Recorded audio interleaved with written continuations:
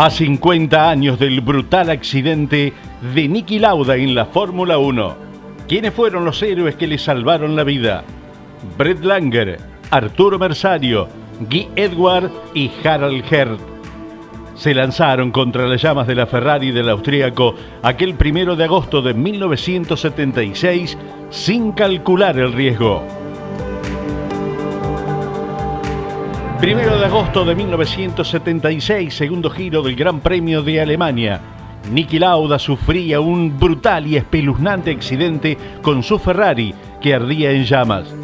En cuestión de segundos, 4 pilotos detuvieron sus autos, bajaron y se lanzaron contra el fuego.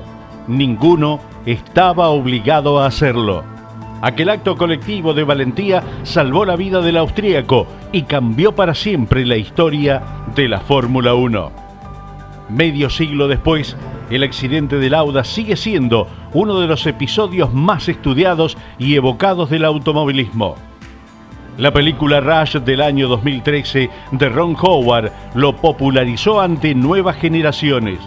Pero los 4 hombres que lo rescataron, Brett Langer, Arturo Merzario, Guy Edwards y Harald Herth, han permanecido en distinta medida en los márgenes del relato.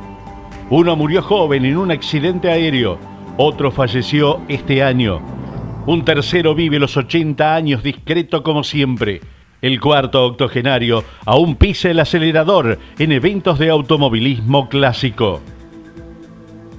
El Nürburgring de aquel año 1976 era el circuito más largo y peligroso del mundo. 22 kilómetros, 800 metros de asfalto sinuoso entre las montañas de la región de Eifel, con más de 170 curvas, tramos ciegos, desniveles pronunciados y una longitud que hacía imposible cubrir todo el trazado con personal de seguridad. El desafío siempre fue inmenso y el tricampeón mundial Jackie Stewart lo bautizó como el infierno verde. Se suma que al ser tan grande en algunos lugares puede llover y en otros no. Son características que aún se conservan en las carreras de larga duración. Antes de la competencia, el propio Lauda, vigente campeón mundial, había impulsado entre los pilotos un boicot al Gran Premio por la falta de medios de rescate en un circuito de esas dimensiones. La votación fue en contra y la carrera se disputaba. El domingo amanecía con cielo amenazante.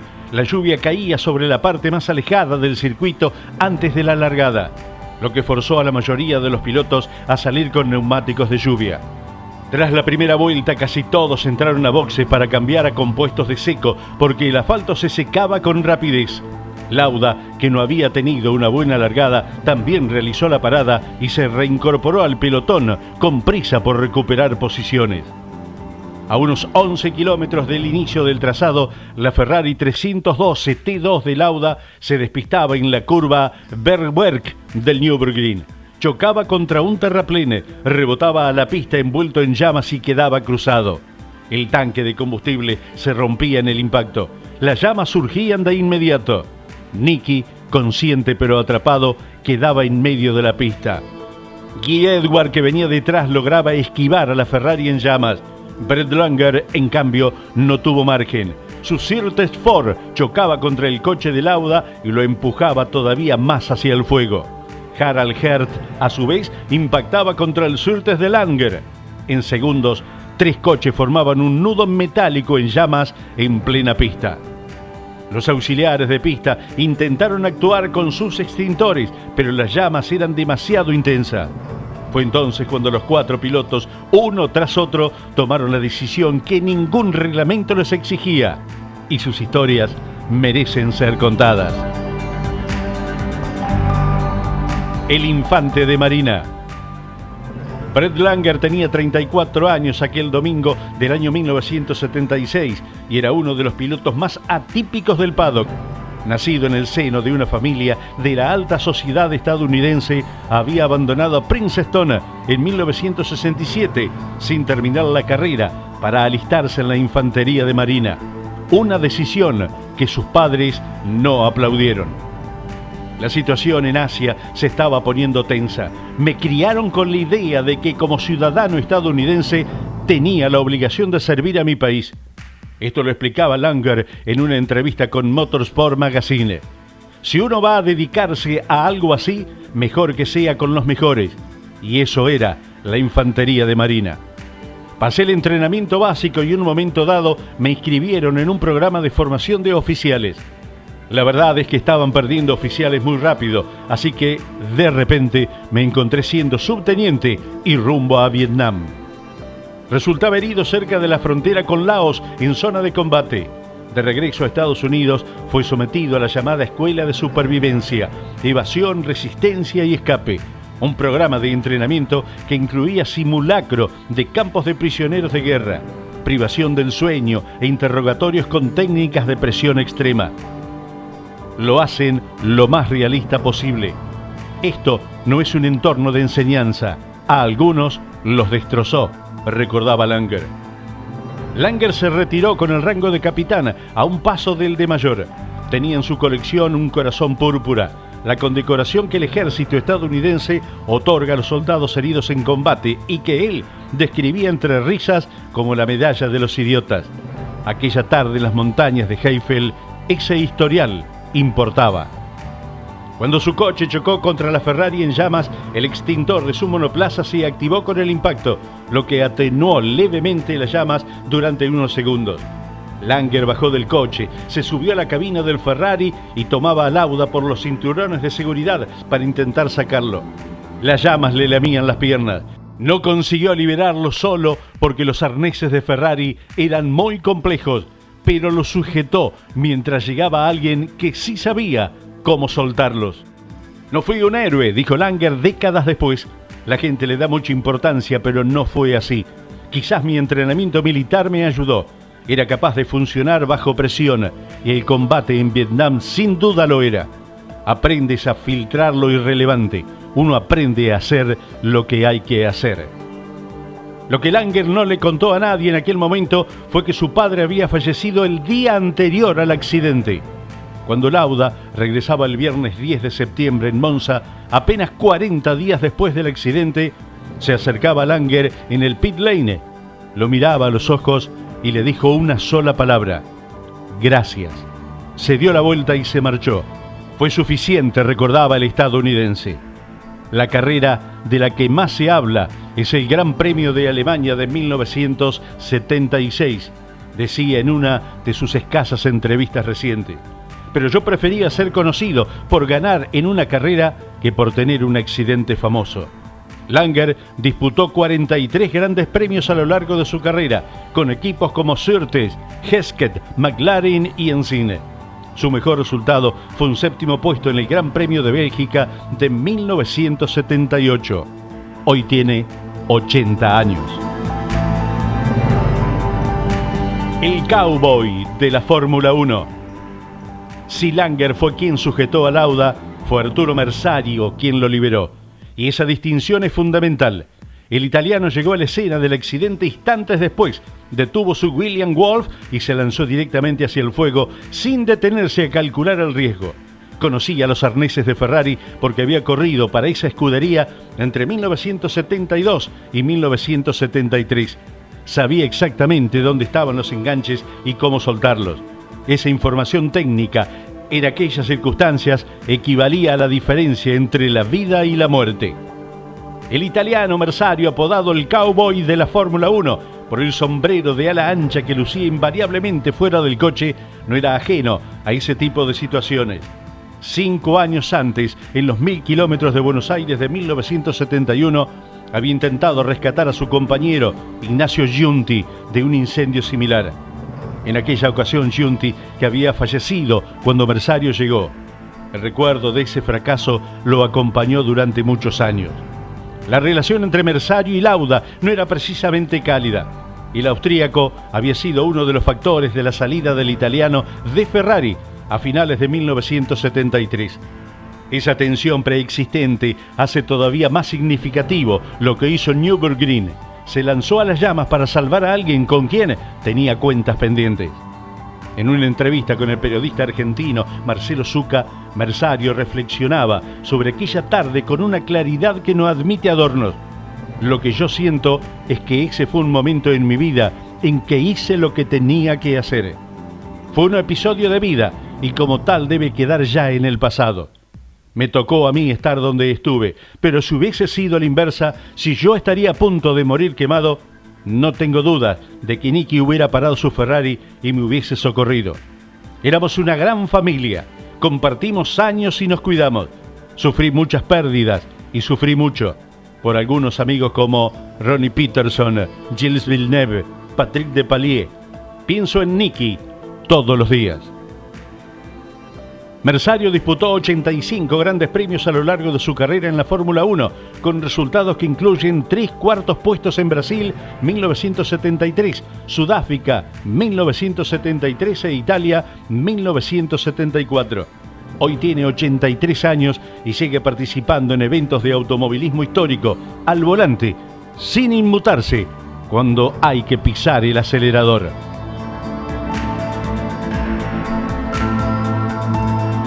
El señor Patrocinio.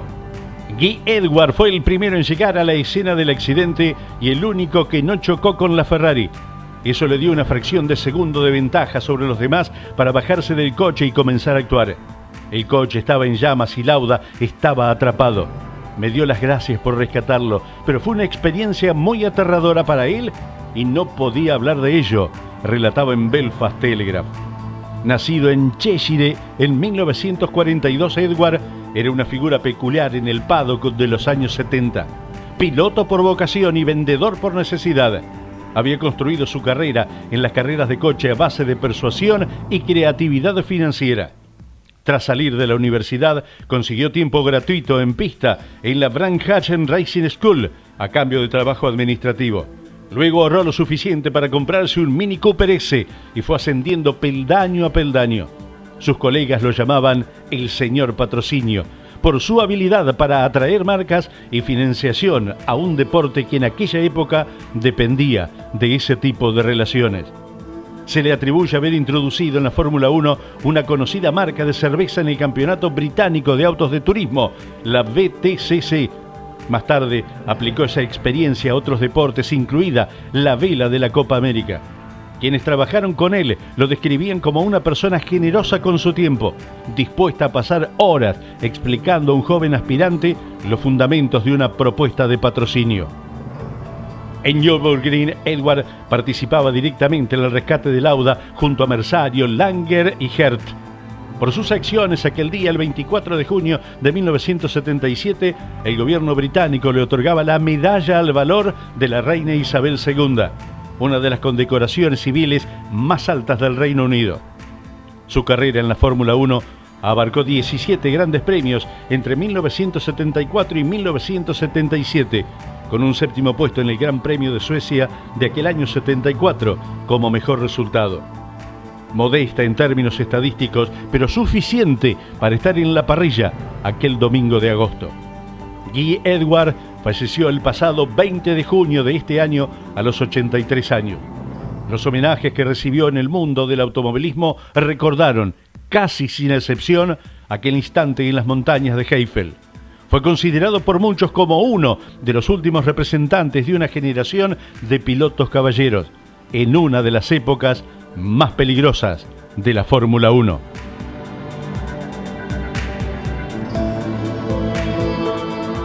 El periodista que murió muy joven.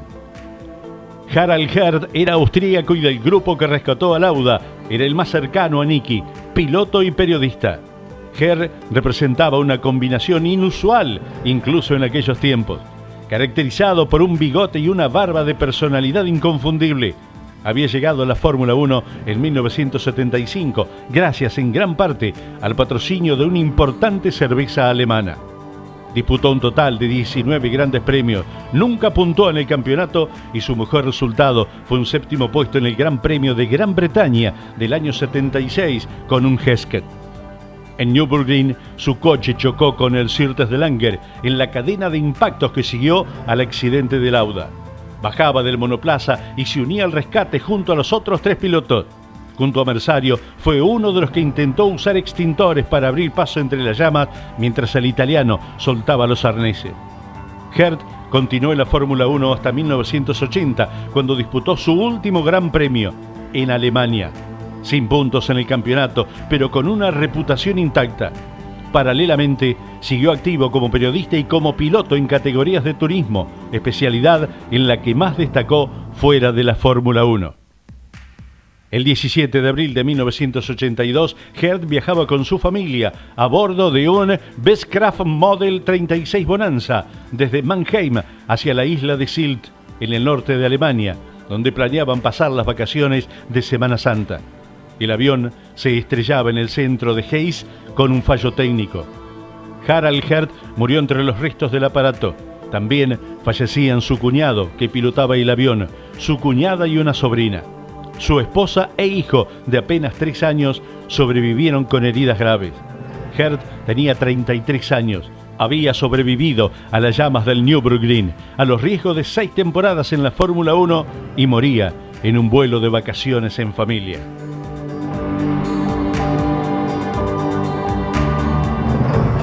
La leyenda de Lauda. ¿Cuáles fueron las causas del accidente? Lauda le dijo a Merzario, antes de perder el conocimiento: «Tiren esa máquina». Un agente del cuerpo de bomberos habría recogido un bulón que fijaba una de las ruedas, un centenar de metros antes del golpe contra la defensa de la izquierda. Otros expertos dijeron que el bulón en realidad fijaba uno de los 2 tanques de nafta y no de una rueda. Niki Lauda conocía mejor que nadie los riesgos del Nordschleife en Nürburgring y le dio la cara a la muerte. Quedaba atrapado durante 55 segundos en un fuego de aproximadamente 800 grados. La intervención de sus colegas le salvaba la vida. El austríaco llegó al hospital con quemaduras graves en el rostro y las manos, costillas rotas y sobre todo los pulmones dañados por la inhalación de gases tóxicos procedentes de la fibra de vidrio y el combustible en combustión. En la noche del 3 al 4 de agosto, su estado se deterioró hasta el punto de que los médicos avisaron a su esposa Marlene que no iba a sobrevivir. Un sacerdote fue llamado a su cabecera para darle la extrema unción, pero se negó a morir. El viernes 6 de agosto el hospital anunciaba que ya no corría peligro de vida. 40 días después del accidente, estaba de nuevo arriba de una Ferrari para el Gran Premio de Italia en Monza, con la cabeza todavía vendada y el casco adaptado para acomodar las vendas. Terminaba cuarto y fue una hazaña considerando su estado. Aquella temporada perdía el título por 1 punto frente a James Hunt, el día que decidió abandonar en Fuji bajo la lluvia torrencial porque las condiciones eran demasiado peligrosas. Puso su vida por encima de todo. Al año siguiente recuperaba la corona. Tras su retiro en 1979, volvía en 1982 y en 1984 fue tricampeón. Aunque aquella historia de su accidente trascendió en todo el mundo por su inspiración de lucha y supervivencia, el episodio fue objeto de culto y en 1977 llegó a ser un personaje de anime en Haru Emblem Grand Prix Notaka, donde el austríaco no solo era un rival, sino el maestro de Takaya Todoroki. Toei Animation capturó su resiliencia y su fortaleza mental. En 2013 su historia llegó al cine con el film Rush y en tiempos de globalización se convirtió en el héroe de miles de jóvenes que nunca lo vieron correr, pero le pidieron autógrafos y selfies. 2 décadas después de su accidente, Niki Lauda, en su rol de asesor de Ferrari, fue clave en la llegada de Michael Schumacher. 5 títulos con la escudería y más tarde en Mercedes hizo lo propio con Lewis Hamilton. 6 cetros con la casa alemana. En sus últimos años circulaba por los boxes como uno más, con la humildad de los grandes y vestido con jeans, camisa, campera y zapatos. Parecía detenido en el tiempo, pero ya era eterno. Moría el 20 de mayo de 2019 a los 70 años. Si bien su partida de nacimiento indicaba el 22 de febrero de 1949 en Viena, el 1 de agosto de 1976 volvía a nacer en Nürburgring y se convertía para siempre en una leyenda de la Fórmula 1.